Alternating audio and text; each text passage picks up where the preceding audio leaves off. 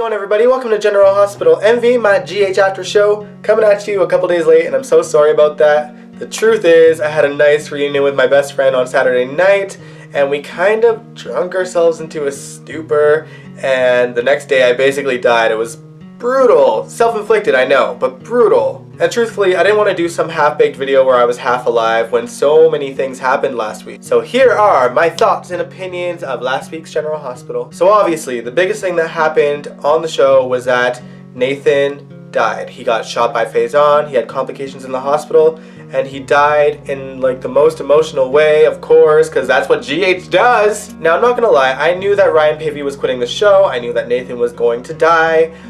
It wasn't surprising to me, however, I was still just upset because I've watched Maxie for years and I've seen literally all of her cop boyfriends die. I watched when Jesse died, I watched when Cooper died, and now I watched when Nathan died. I also seen her lose her sister Georgie, so Maxie has been through hell, and to see her go through hell again is just... it's heartbreaking for me. And of course, Kirsten Storms brought her A game. Of course, you are so talented, Kirsten. I love you. Really though, the entire cast brought their A game this storyline. Like, freaking Nina, Michelle Stafford, amazing. Dr. Lisa Lebrecht, I need to see more of her because I was just, you know, I want more. I know that Kathleen Gatti's got it. Mac and Felicia just being silent as stars, not knowing what to do with their daughter. Like, it's just, oh, it just breaks my heart. And of course, as if that wasn't enough for us, they had to go and have Maxie have this dream sequence where he wakes up next to her in bed and everything's fine, and then she goes in to kiss him and he vanishes. I mean, I knew it was a dream, but did you have to go and kill me like that? It was a nice touch that Nina was there for Maxie in the morning and that she was just trying to be there like a sister to her, and I've always loved Nina and Maxie's relationship, so seeing something so devastating happen to the both of them is just, you know, it sucks. And of course they end with Nathan, who is definitely sporting a leather jacket, which is totally Ryan's leather jacket. And he kisses them on the forehead, and they just have this moment of, did you feel that? Which was, again, so sweet. But again, I want to see more Kathleen Gatti. This is his mutter. Nathan was not the only casualty, though. Cesar Faison is finito. He is dead. And initially, when we saw the scenes play out where Peter confronts Faison, of course, Peter is his son. We all knew that was coming anyway, I think, right? Everybody knew at this point? Okay. Faison started having a heart attack in the bed, and before he could call the nurse with the button, Peter ripped it out of his hand and just left, and that was it. Now, we didn't see him flatline on screen. We just saw him in the morgue the next day, which I thought was very strange. Like, this is Cesar Faison. This is like a big villain death. Like, he is a legend on the show, and it kind of was just like an afterthought, like his death, which is so strange. Kind of grossed out by the fact that Kevin like cut his brain out and is using that for research. I guess I gotta give Kevin some kind of storyline since they kicked Laura to the curb. Speaking of Laura, just as a reminder, I am doing a GH Top 10 Best of Laura video on this channel next week. So let me know your favorite Jeannie Francis Laura moments in the comments below or on my Tumblr page. Just message me and let me know what you want to see on that list. Otherwise, stay tuned for the list next week. Continuing on, let's talk about Anna's last scene with Faison. Now, before I get into this, I really wanted Faison to die at the hands of Anna. Like, it makes sense. That has been his character's muse for the better part of 3 decades now.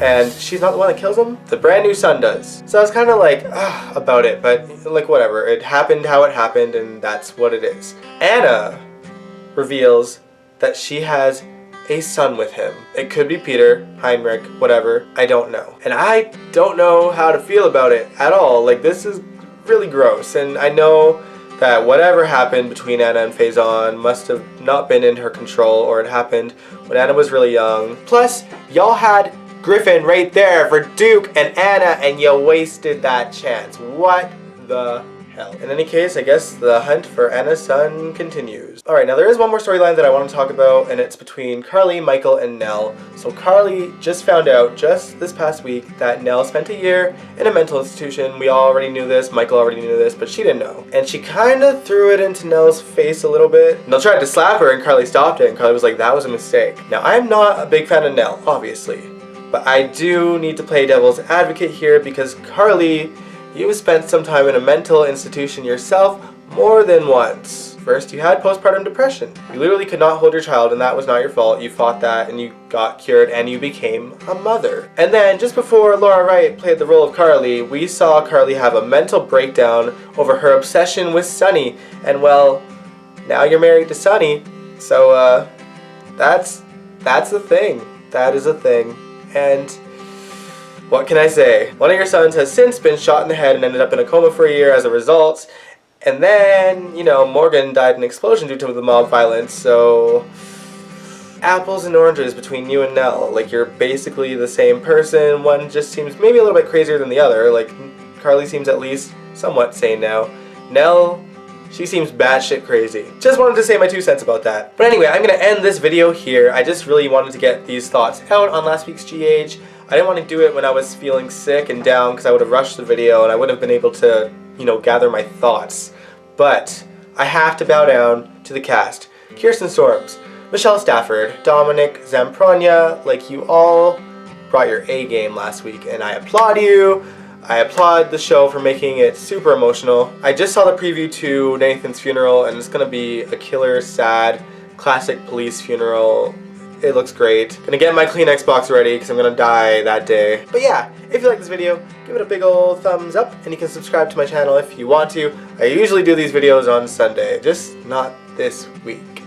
But I will catch you guys next week.